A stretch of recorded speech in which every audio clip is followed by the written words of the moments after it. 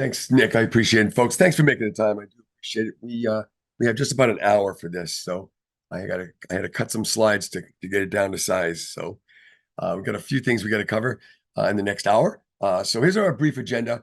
We're going to cover a little bit about what ERM is first and foremost, so we kind of lay the groundwork for it.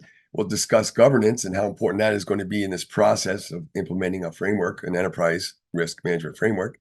We'll talk about selection of framework and things like that, what to consider, identifying and analyzing risk, assessing, prioritizing, and mitigating risk as well, monitoring and communications, integration, and then continuous improvement. And then I'll summarize at the end.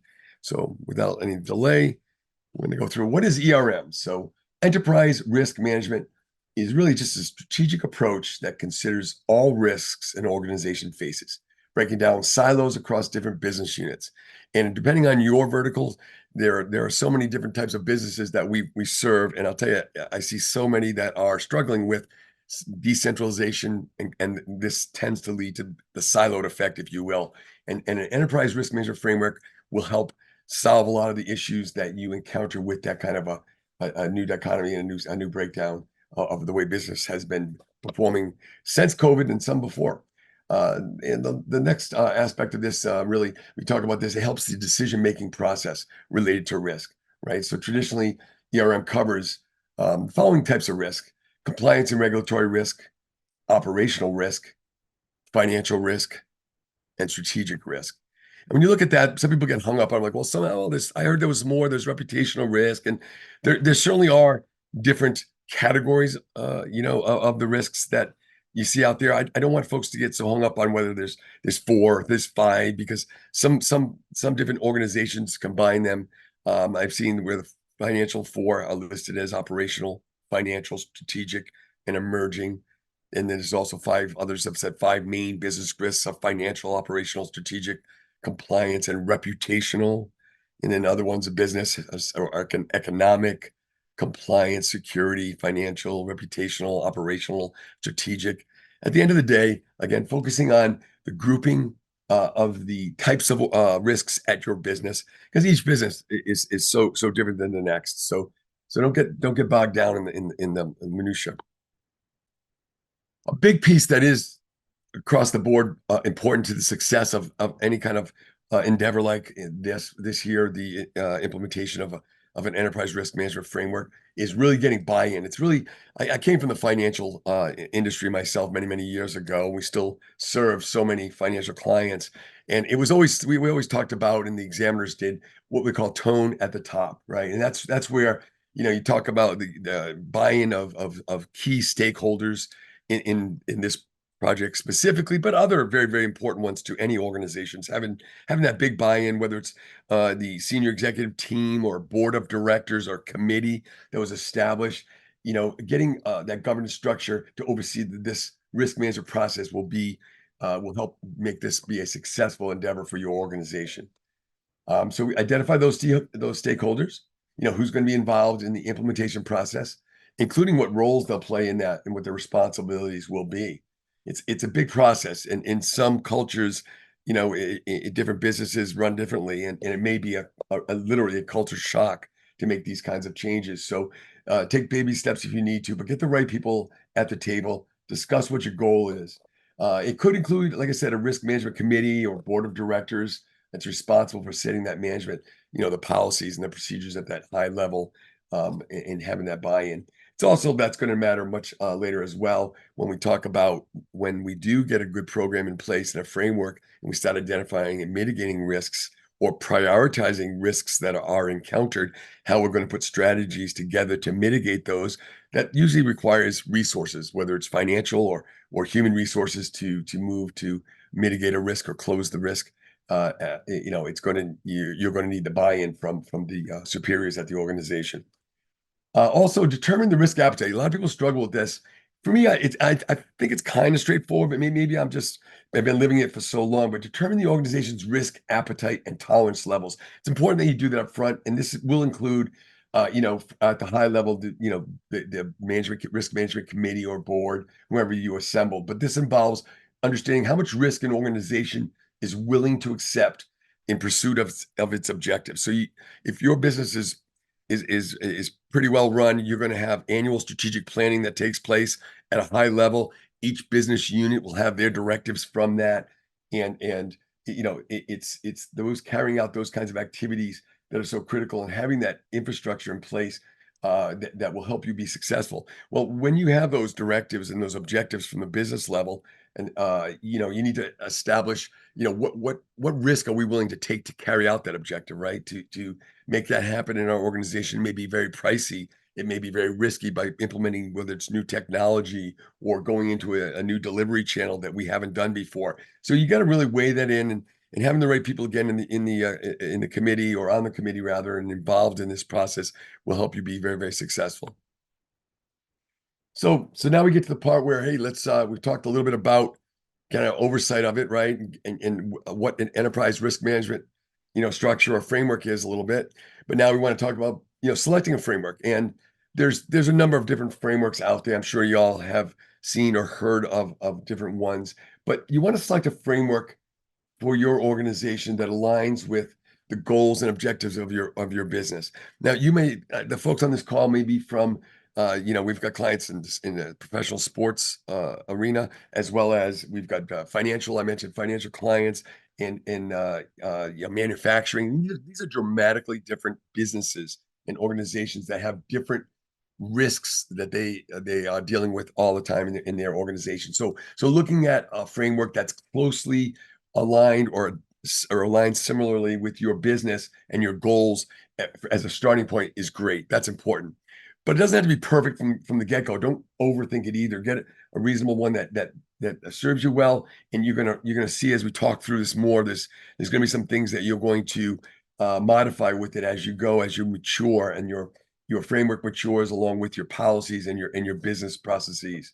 So an ERM framework, it's going to establish consistent risk management, a culture that's consistent, as well as regardless of the number of people that you have at your organization, and the turnover that may happen within your industry.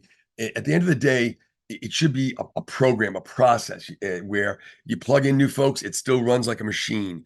You establish that solid framework, and it doesn't matter who's at the helm, they're going to keep the ship straight. So it's important that, again, we get the right people involved to start it up, get the right framework aligning with what our business does, and what we're looking to do moving forward. And then you're going to be better served down the road when people change positions within the organization, or even if they leave the organization. Looking at additional resources to tailor your ERM implementation may help if you've got other folks that, like we do consulting, there's other firms that do it that are really good at it. If you have a group that you're comfortable with, consulting with folks like that to help you implement may help your organization as you go through it. But one of the big things too is important to consider as well when you talk about this is when you do select a framework, whether it's, NIST has several different frameworks, but they've got specific ones. The RMF, which is their risk management framework. There's one, ITIL has a good one, COBIT, COSO's ERM framework, ISO 31000 risk management standard. There's so many. NIST cybersecurity framework, CSF, ITIL service lifecycle, Octave. I mean, there's a lot of really good ones out there. Again, see which one aligns best with the kind of work and business that you're doing.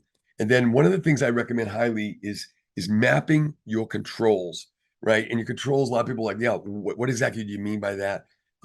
Controls, we use them all the time as IT auditors and security professionals, but controls basically, first of all, they're found within your policies, right? So control exists within your policies. They are the rules or the sort of the law of your business.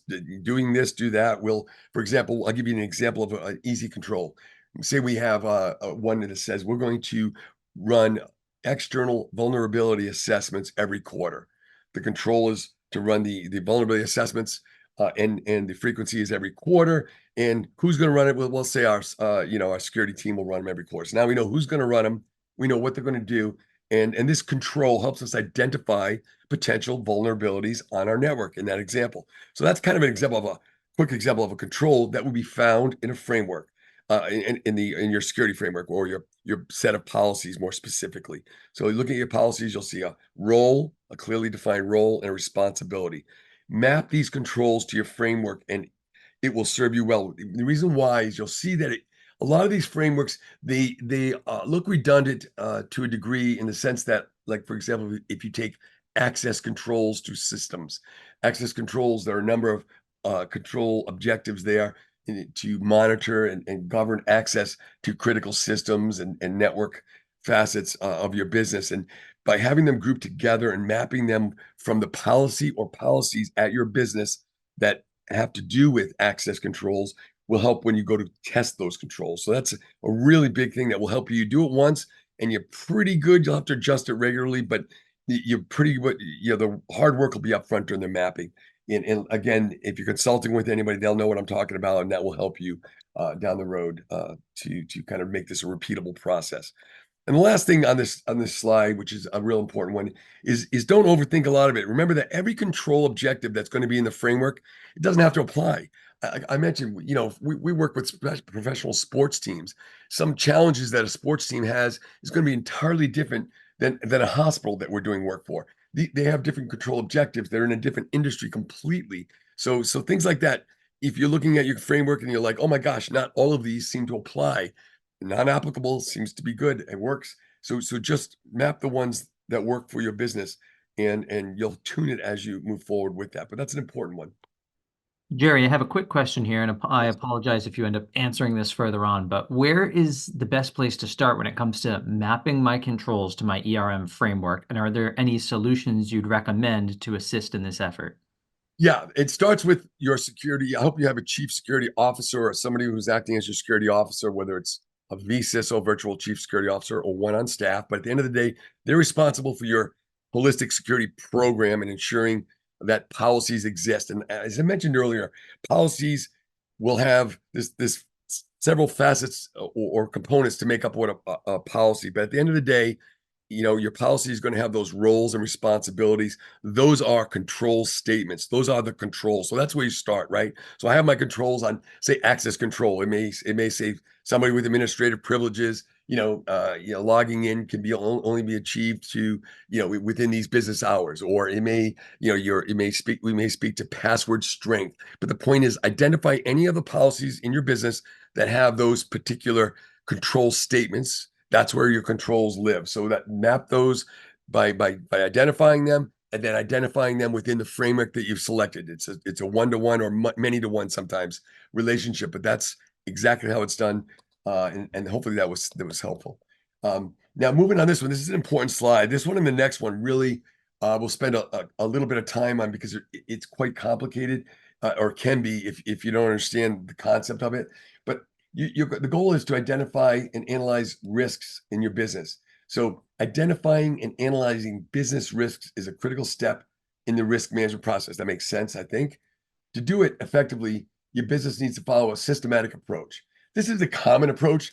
We do pretty much this when we perform these assessments and analyzing risk for organizations. But basically, you're going to look to identify and categorize any potential risks by reviewing historical data. Like, for example, if I've had several risks that people are, compromising my firewall, or physical risks to facility access, and you look at these kinds of risks, group them together, categorize them together by groupings of common types of risks, and by analyzing the frequency and the historical data that you have to which these risks have been happening to your business, you can look at these and align them with your normal business processes that you're doing during the day and procedures to make sure that, okay, this is what we should be doing. Are we doing that? What does our policies say about it? What are our procedures saying? In many cases, you're going to find, holy cow, maybe we didn't see this. Maybe it was a changing threat to the type of business that we do. And I need to add a control to my policy set, right? A control like, in the case of whether it's a physical access situation, maybe I need to add another control like cameras or, motion detectors, things of that nature. So now I can put additional controls in, the aggregate of which helps to mitigate that risk that someone could gain unauthorized access to the facility and to inevitably information in the facility. So identify and categorize. So we group them together, and by grouping them together, when we talked about mapping, that's going to help the mapping effort to map these control objectives to our framework. Second on here is assessing the likelihood and the impact of each risk, right? So this is important. This is like you talk about probability and impact. This is exactly what we're doing when we risk assess all the time. What's the likelihood that something could happen? And if it did happen, how bad would it be, right? So it's sort of the old probability of something occurring, and then we typically use it as a product, right? The mathematical formula. You set up a formula of probability or likelihood of a negative occurrence happening, and you can weight it. We do 1 to 3 on the probability and 1 to 3 on the impact. So if it's a real high likelihood that it would happen, like for example, I have say I have a business, we deal in cash. It's a cash business, and I'm right downtown in the inner city where there's a lot of high crime, and I don't have a lock on my door, and I'm in there with cash all the time. Well, there's no lock on the door, and I have cash, and we just leave it in a drawer. We trust people. There's a high likelihood that this door may be compromised, and inevitably the money in my example could be compromised because it's not being locked properly. So the impact, I could lose all that money, and it could impact my business dramatically. So high probability, high impact. In my example of a scale that's 1 to 3, 1 being low and 3 being high, I'd have a high likelihood, which would be a 3, times a high impact, which would be a 3, and a 3 times 3 is a 9. So my maximum in this example would be a 9, would be a high risk to the situation that a compromise could occur. And whether it's a non-existing control or a broken control, either way, at the end of the day, there's a risk here that needs to be mitigated. And that's how we kind of go through and assess each risk to our business. Some when you analyze these things, sometimes it's like, okay, this is never going to happen. If it did happen, it's horrible. Like if I'm a software development firm and I have a repository with all of our secret sauce, our source code is right here, but there's nobody can get at it. It's not even attached to the network. It's a separate intranet subnet that is not even publicly facing by any means. But so the likelihood of it occurring is 0. It's low to no. But if it did occur and it was compromised, we lost it, it would end our business. So high impact, low likelihood, overall low risk. So you kind of go through that way, and you try to make it as objective, not subjective, as possible. A lot of it's based on experience, and that's why I'll go back again to leaning on professionals that you've dealt with, whether you have an internal audit group that may have a lot of skills in this, or a firm that you work with. Like I said, we do it. Lots of companies do it. If you've got one that you're comfortable with, great. Reach out to them, talk through it. Once you start doing it, you're going to see this isn't magic. This isn't rocket science. It makes good sense. And as you get going through it more and more, it will become that much easier to address. Number 3, developing a risk management plan that outlines how each risk will be mitigated. This is important. This is a big one because, as you go through and you risk assess or evaluate the potential risks at your business, as you work your way through all the critical things at your business, you're going to see that putting the plans together to mitigate these risks is paramount, and you're going to want to prioritize those, right? So you're going to look at the risks and which ones are more important. A risk that, something internally could go wrong or could break versus something that's public facing, internet facing, that where dollars and cents or PII are being transmitted over the internet. That's a higher potential risk. So you want to look to address those sooner. So sorting and prioritizing the higher risks. And when you do that, you're going to put the resources, money, people, whatever it takes to mitigate the higher risks versus those lower risks. And a note on that too is where sort of risk appetite comes in. We talked about establishing that with our committee, our risk management committee, establishing a risk tolerance or a risk appetite for our business. And certain risks, if it's very, very low, and I was on a call earlier with a client today, and we talked about a lower risk, and they said, well, gosh, to close this risk or mitigate this risk, it's going to cost my business, $25,000 or $30,000, and it's such a low risk. And honestly, with the other controls we have in place, we feel like the expense would be prohibitive to us, and we'll accept this risk. So that's an option. You can accept a risk, provide a management response with supporting information regarding your position on that, and go move forward. You want to pick these and choose these carefully. You don't want to accept all risks through there. You want to align with what was established by your superiors, by the audit committee or board or executive team that's dealing with the establishment of your risk appetite for the organization. But that's huge, and it's a big tool that you will find yourself at some point making that business decision. You do it personally all the time, right? We make decisions all the time about insurance. I could over-insure myself. I'm going to get all the best insurance on my house, all this. If anything goes wrong, I'm covered. But I'm paying all this money to the point where I can't even afford my house now. So you got to balance risk with reality and be reasonable about it. And the same thing applies to the business. Last one on this slide, you want to regularly review and update this risk management plan as needed. Here's why. Things are changing all the time. Things are changing as it relates to your business. Even the stuff you did last week, maybe there was a new release, a patch came out, or a new software enhancement came out to some of the critical tools that you're using for your business. So things will change whether you intended them to change or not. And even if your business somehow managed to survive by being stagnant, trust me on this one, the threat landscape is forever changing. So, excuse me, if you want to keep up on that, you've got to always be looking at your risk management plan and looking to mitigate those higher risks sooner rather than later. I have another question here, Jerry, before you start that next slide. The next question, can you further expand upon the importance of a risk register and what should be included in it? And I want to also remind the audience, if you guys have any questions, feel free to post them in the chat and I'll get those queued up now. Yeah, so this is an important one. I think I mentioned it later in a slide or two, but it's okay. It's worth stealing my thunder. So one of the big things that, again, the financial industry I came from really taught me, the federal examiners coming in, what you learned from that was really that, and it makes good sense, was maintaining the risks that you identify. So say you go through and I perform a risk assessment, a self-assessment. Maybe I do it myself the first time just to get a feel for the potential risks in my business. And I go through and we assess as a team, we assess all the possible risks in the organization. And once we identify some of those, we wanted to put the plan together, like we saw on the last slide, put a strategy to remediate the risks identified. You're going to weight those, like this slide will suggest as I go into it. You're going to look to prioritize the higher risks from the lower ones, right? And have those, right in front of you first to address those first and the lower risks later. But where are you going to maintain those?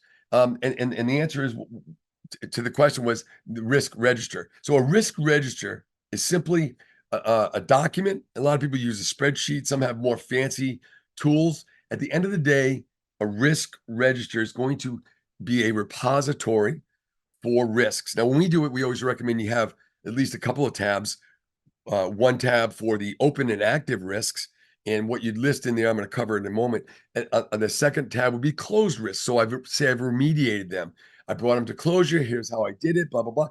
And I brought it to closure. I track those too. Excuse me. A moment on the active risks.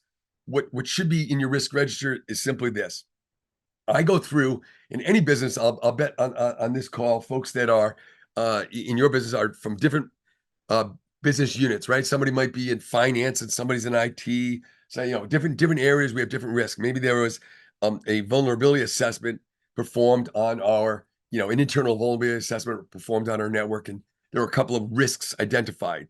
I want to make sure I close those. And then over here in finance, maybe we had some system that was evaluated or risk assessed, and we found a risk there. Maybe, so you can go through this whole thing. Maybe there was another application that we serve our clients with that was, we identified a risk, or even maybe the vendor did. Hey, there's a risk with this, or an outside party identified it. These are different. They're coming in from different sources, and if we're tracking them differently, we're all over the place. The beauty of a risk register, which aligns so nicely with having an enterprise-wide or an enterprise risk management framework and system in place, is that we have a common structure, a common framework, and a common place to not only identify the entire life cycle of a risk from where it came from, who the auditor was, what date it occurred, what was the level of risk, what was the actual finding by the auditor or examiner, whoever performed the assessment, and who owns it, right? In my business, it becomes sort of a mini project plan. Who owns that risk? What department? What's the date? What's the management's response to when they will fix it? What's their strategy or plan to mitigate that high risk? And then you put these all in there like that, and you'll have all of your active risks. Spreadsheets are nice because you can sort them very easily. And now you've got all your highs, mediums, and lows sorted out, and you're putting your resources at your highest risks to mitigate them. And that's where your money and your time should be spent, is with the higher risks to take those, bring those to closure. This tool also will be utilized when we get down to some of my later slides about communications, and we talked about establishing that committee, that governance. Well, they're going to want to know what's going on. Hey, I run a business. I'd like to know our risks. I want to see where we are. What are our risks that we have in our business? I want to take the highest ones and mitigate those. I want to track those regularly, so they're always in my face. I see where they are until they're brought to closure, and then the next ones. And I say, why the next ones? Because our business is changing, and even if it's not changing, the world's changing. You'll see as it goes. It's kind of a life cycle. You're never really completely done. I know that sounds very daunting, doesn't it? You're never really caught up, if you will. You just keep addressing the risks, and new ones pop up all the time. Move to prioritize the higher ones. I don't care if one came in, just came in today, and one's been here since last December. If a higher one comes in, that takes precedent over a lower one. We got to keep those sorted to the highest, and address those highest risks to our business, and then move to mitigate those. So that risk register, your auditors and examiners are going to ask for it. And if they don't, you should offer it. Your audit committee, you should provide that to your management. It's kind of you can provide it in a report format, but at least they know who owns what, what they said it was going to be done, and when and where it's going to happen. So, all right. So going through on this here, assessing, prioritizing, and mitigating, it's kind of a lot of what I said. You're going to perform risk assessments to assess those, the likelihood and potential impact of each identified risk. And then you're going to evaluate the probability of risk occurring and the impact to your business. It's kind of a reiteration of what we said before. And then the prioritization is really taking the higher ones, like I mentioned, based on the significance to your business, and looking at all the different factors of the impact, the likelihood, the occurrence. Because in one of my other examples, if the likelihood was real low, impact was high, I get that, but the likelihood's so low it's not going to happen, then it really becomes a lower risk, and you want to align it, and don't lose sight of what your organization has established for acceptable risk levels. And if it's within the range, then it makes sense, and then you don't necessarily have to move to address it. You might accept that risk as a manager. As management, you may put a management response in saying, we accepted the risk based on our risk appetite, blah, blah, blah, and you go through the dance with that. Developing and implementing risk mitigation strategies to reduce the likelihood or impact of identified risks, going in line with what we said. This may involve implementing controls. I mentioned that earlier. So you might have, you might feel that you have a good set of policies that have great controls in all the areas. We just got pinged by several customers because everybody in the world's dealing with AI now, right? So they're like, hey, I need an, artificial intelligence. Our business, it's the wild, wild west out there. And by the way, it is to a degree. And folks are like, well, we need a policy on this. And I'm like, yes, you do. And you want to look to consider the business uses in this example of AI. How would we want to govern it? How would we want to use it or not? And those are business decisions. But then once you establish what you want to do from the objective perspective, you put those controls, which is a clear role, clear responsibility in there, and then roll that policy out so that it's they can be addressed and brought, with the policy. You introduce it, train folks on it, make it available for folks, and now it's Bible for your business, right? It becomes part of your security policy set, and the whole business is marching to those orders because it's been signed off on and authorized. That's a big one. Things are going to change constantly. You need to change with them. So that's kind of the biggest part of this slide here. At the end of the day, some folks get hung up on, I mentioned a scale that we use. I've seen others 1 to 5 for the rating of the likelihood of a negative occurrence. So the probability and impact. Some people go, oh, probability, I like to go 1 to 10 and impact 1 to 10. So my product could be a maximum of 100. That's great. What's the difference between 100 and 95? Whatever. I mean, at the end of the day, it's more about the bigger number relative to a smaller number, right? The number itself doesn't mean anything until you understand what the scale is that you've established. And then from that, looking to see what one number is relative to another, so that the higher risks are addressed before the medium and lower risks. It just makes good sense. So anyway, that's the biggest part about this particular one that we're talking about. Some people also were struggling with things like controls versus control objectives. I'm going to give you a little example. So kind of, you can put that in perspective as you think about a lot of the things I had mentioned and some of the ones I'm going to mention. I'll give you an example. So control objective, let's say the control objective of, say, like a locked door, the door lock itself is the control. So my objective is, is to stop unauthorized access to a building. The controls is a locked door. Or if I had multiple controls, like I have a lock, I have an alarm, I have, camera. These are all controls. The aggregate of these controls helps mitigate the risk that somebody could enter my building in my example. So the risk is not the door's unlocked. The risk is not the lock. The lock's the control, or the other mechanisms like the alarm or the camera. Those are the controls, and those controls restrict the unauthorized access.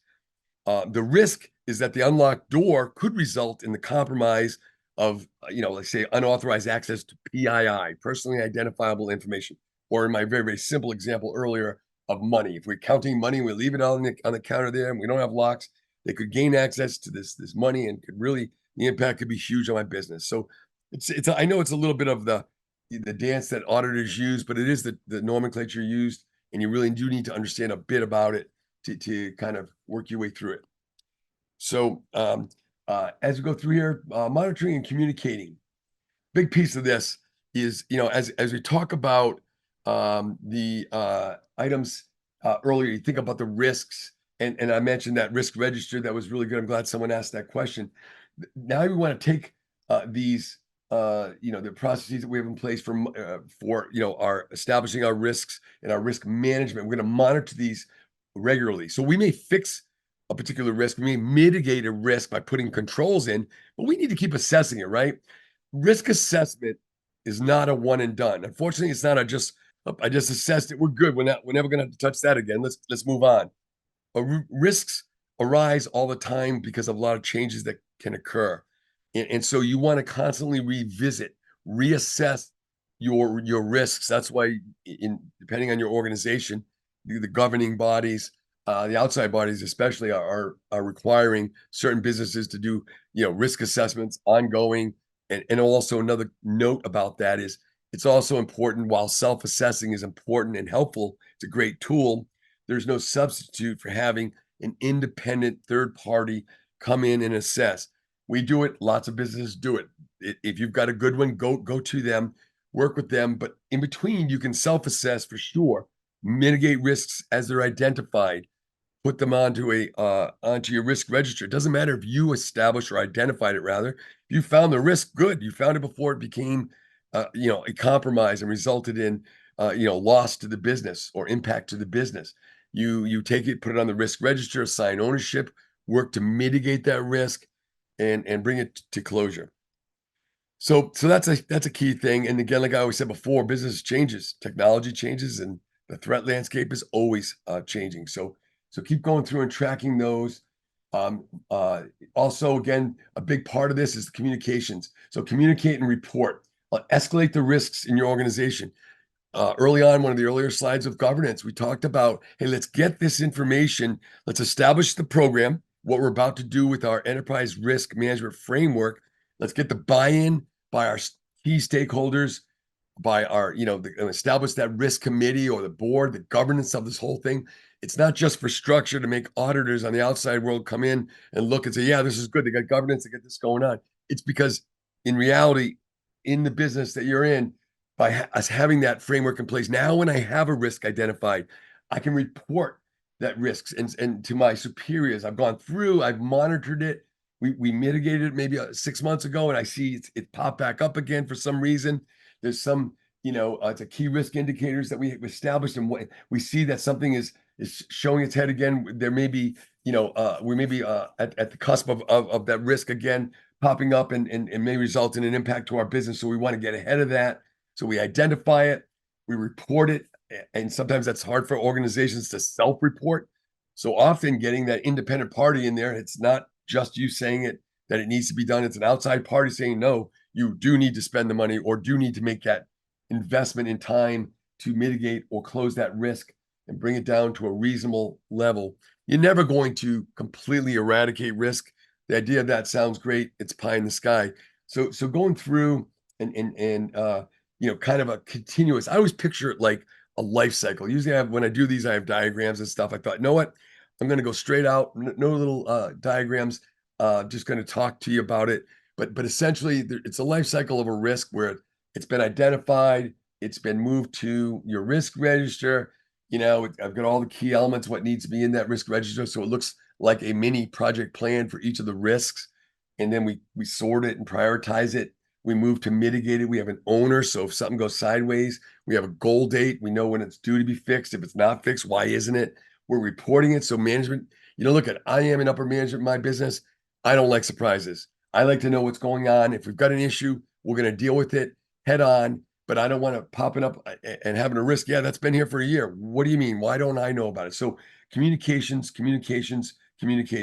Reports are great because it's a nice audit trail. You deliver reports, you move to get input from everybody and feedback, and then move to kind of adjust as you go.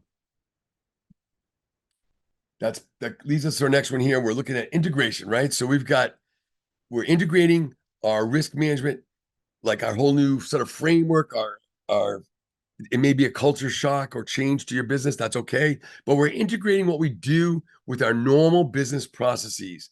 So where we used to do a certain function and procedures documented, maybe it's slightly different now. So the procedure includes controls in there to keep risks at a reasonable level. Maybe it's something as simple as sort of a clear desk walkthrough as part of our procedures now. We do an after hours walkthrough or periodic walkthrough to make sure PII is not visible to our customers when they're walking, when they're walking through our business, or even employees that don't have a reason to see it. So building out procedures that align with our policies within our organization. And as you go through and you make decisions about whether it's, moving to acquire a new piece of software or a new delivery channel for the business and the customers that you serve, you want to include some of the risk that is involved in it and try to mitigate it before you go live. It's so exciting to, a new technology comes out like AI. Man, I want to take advantage of, I want to do this, I want to do that. And it does open up wonderful opportunities. It does, but do it safely. Look at it, risk assess it before you go live. Put controls in place before you go live.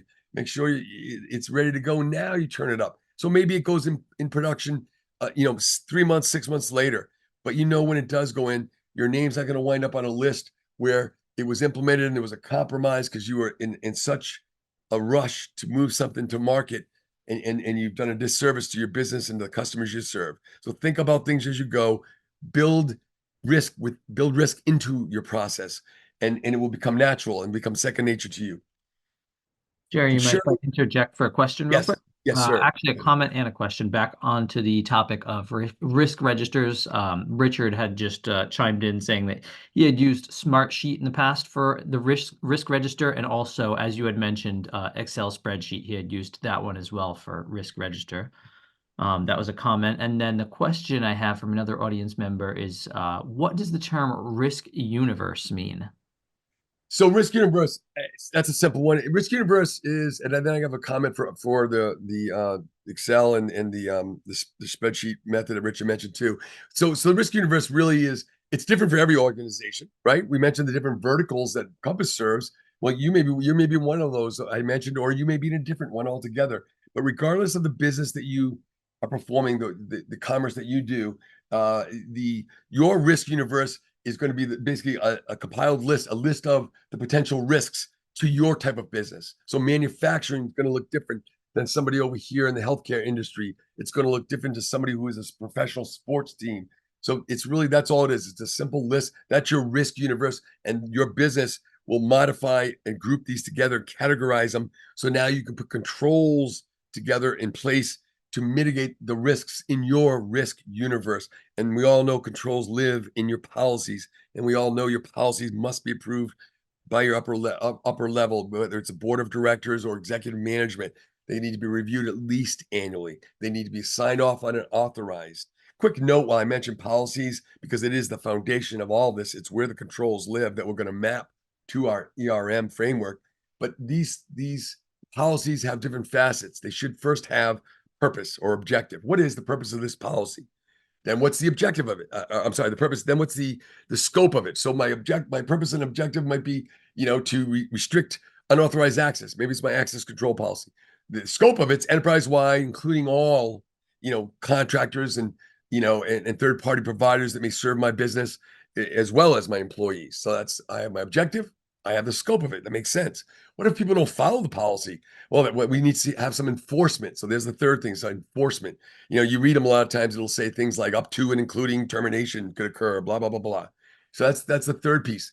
Fourth piece I already mentioned, and that was authorization.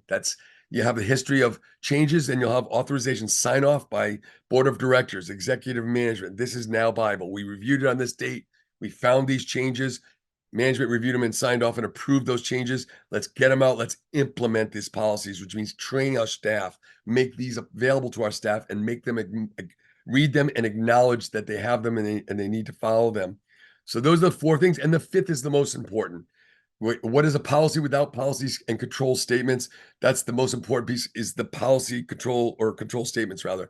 And a control statement is made up of two pieces: clearly defined role and a responsibility. So in my example of vulnerability scanning, I'm going to say my IT manager will run. So now I know who my role. The role is the IT manager. I won't say Bob's going to run it. I say the IT manager. So if Bob moves on and Sally moves in, she's still the IT manager. The IT manager, that role, will perform a vulnerability scan. And I won't just say periodically. That's useless. I will say, because how are you going to write somebody up periodically? I did it 3 years ago, and I'm going to do it tomorrow. Now, I'm going to do it quarterly. Each quarter, I will perform a quarterly vulnerability scan. So now I know the clearly defined role and the responsibility. Bingo. That is now the 5 components of a good policy, which is the foundation of any business. These policies together, the aggregate of them, are where all your controls live.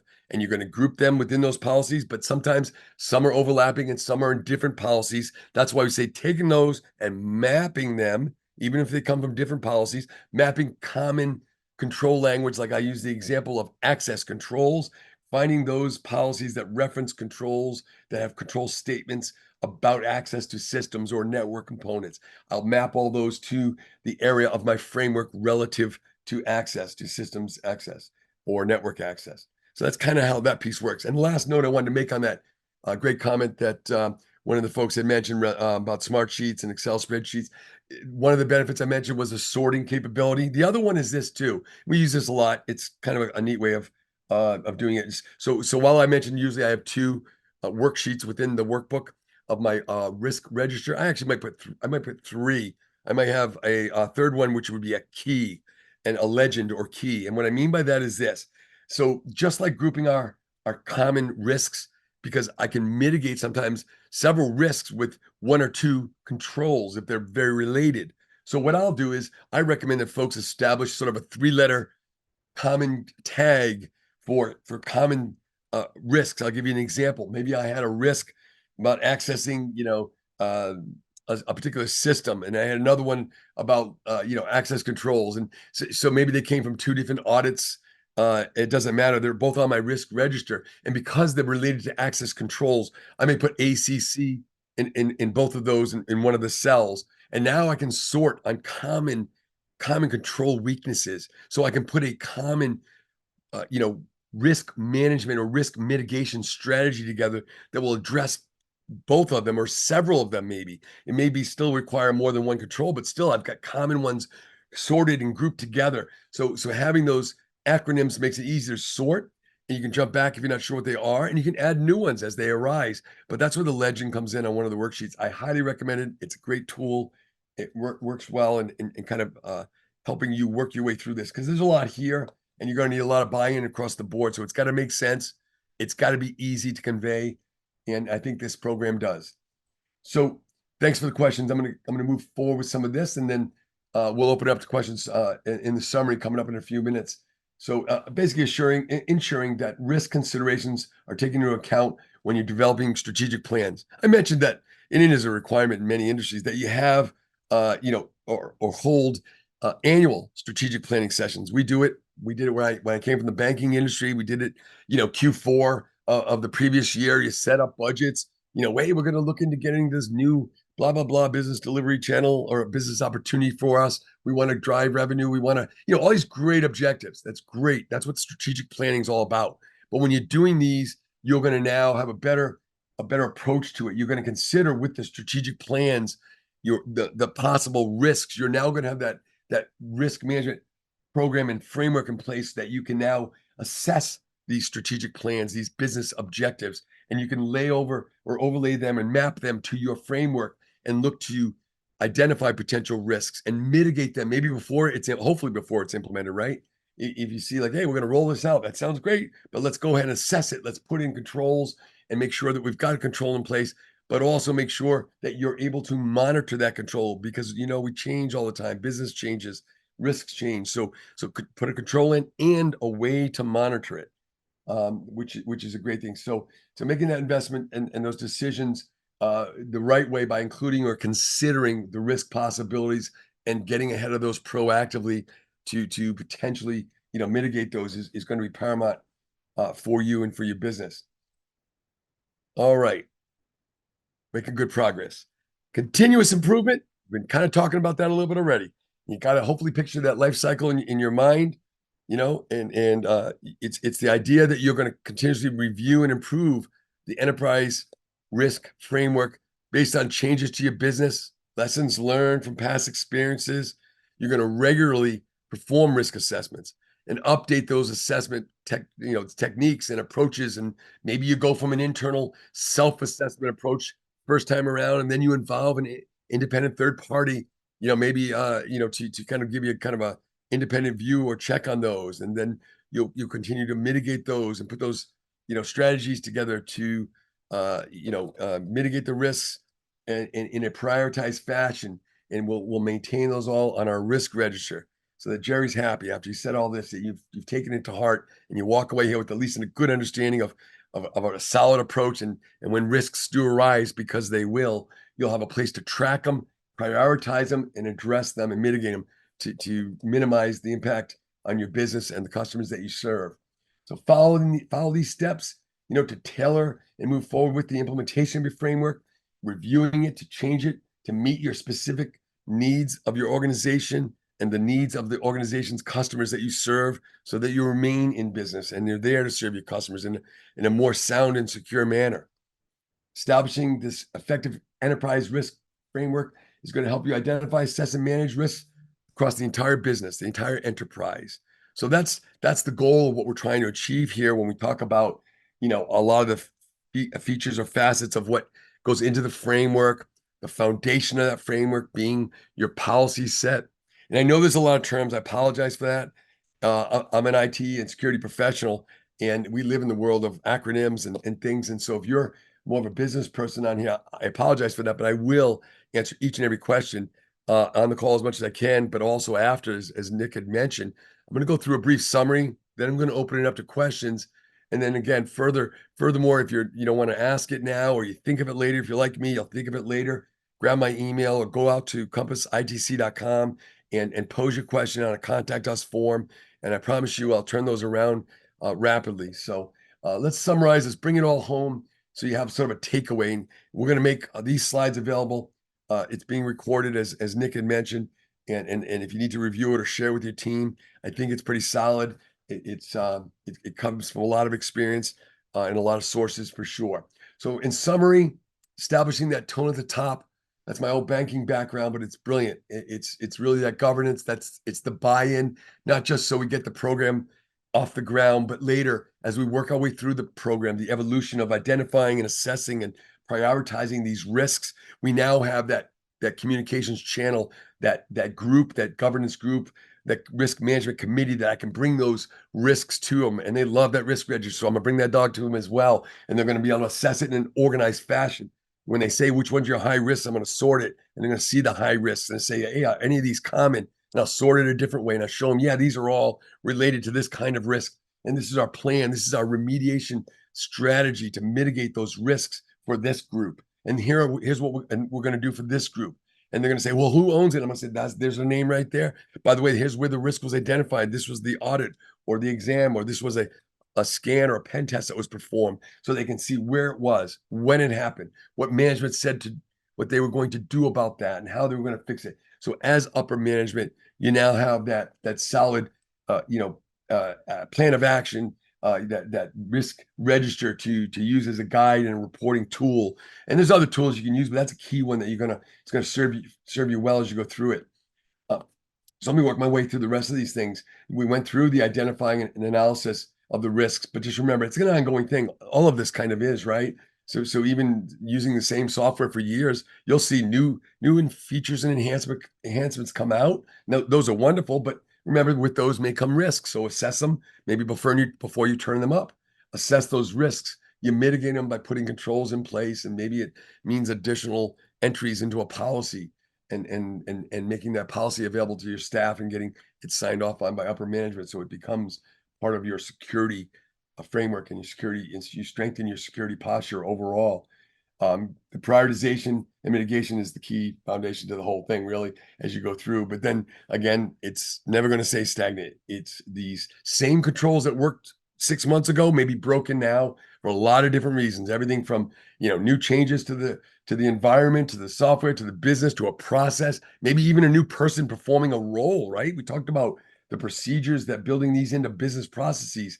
If my business process, though, has changed, or an employee that is now carrying it out is different, he or she may perform it differently, and all of a sudden they're not as diligent and didn't read it the same way, and now all of a sudden they're not doing something that the previous person did, and it opens up the business to a potential risk. So we need to constantly assess and monitor these controls as they change.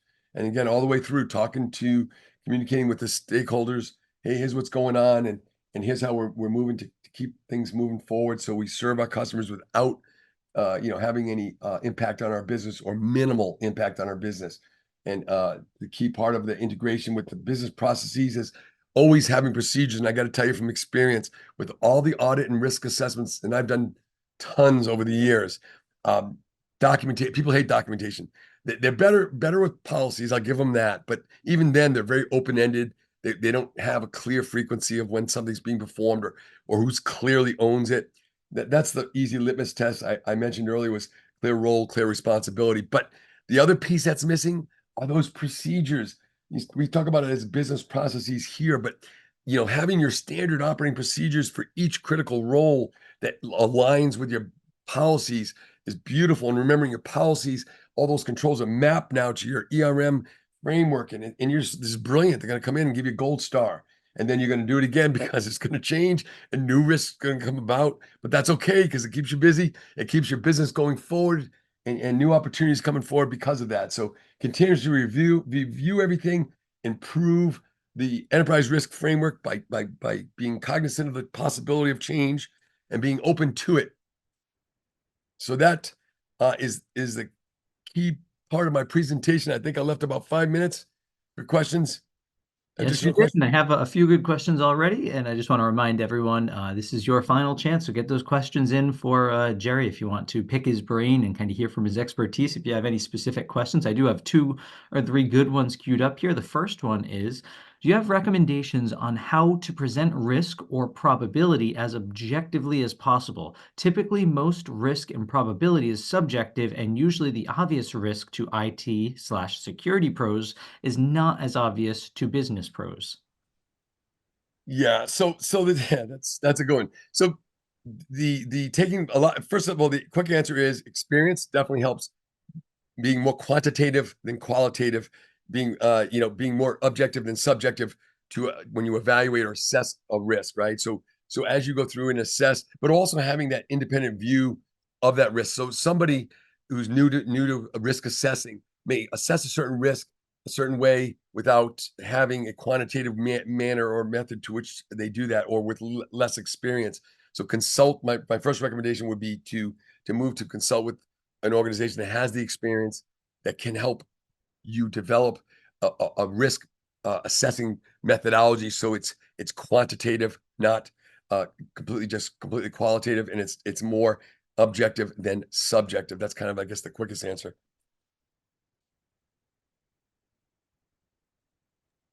Sorry, I Yeah. accidentally muted myself there. Any tips on articulating a risk appetite statement? Okay, so risk appetite was the one that made got people confused, in terms of how to implement or identify your risk appetite. And so it's highly recommended that, first of all, again, involve that risk committee or the group that is overseeing and the governance, the risk management group to look at, and it has to be higher ups, right? It has to be that governance group or that sort of higher level, because they're the ones who are going to say, yeah, we will allow this much cost or risk to our business. We'll accept the risk at this level, but not over that. So wherever you can quantify, in some cases it's dollar amounts, it's some, like when we talk about acquiring some, insurance for different coverage, whether it's cyber insurance or other things, you can pay for more coverage. And sometimes you feel like you hit a point of diminishing return. And it's really that concept of reaching that point of diminishing return. And it's different for each risk, but try to get it to make it quantitative. Establish high upper limits that are the most you'll accept for risk, and lower limits too, right? If you're not risk adverse, look, I always give this wonderful example coming from the banking world. You can say, look, every day, think about a bank, think about a teller system, a teller line, right? When you go into a bank, at night before the doors open, you've got alarms. There's going to be cameras. There's motion detectors. There's alarms. There's an aggregate of controls around this whole environment. But yet every day we make a business decision to disarm many of these controls, to unlock the door, to turn the alarm off, to enter the facility. So now the door's open. Now, so you're going through and you mitigate these risks, you balance these risks with reasonable controls so that you can do business. Because if you don't take enough risk, you're going to be out of business. So in my example of a bank, if they kept the doors closed, great, you're right. They're going to be pretty safe, but they'll be out of business tomorrow. You got to do commerce. So you got to do it as safely and soundly as you can. So you can't be too risk averse. You have to have some risk. You have to allow some risk to be able to do business. And you got up in the morning, you took a risk. You could have stayed in bed, it'd be less risky. But you made that decision because you knew you had to get out and do some things. And you said, hey, Jerry's got a webinar at 1:00, and I'm not going to miss that because I'm going to learn a lot. So that matters.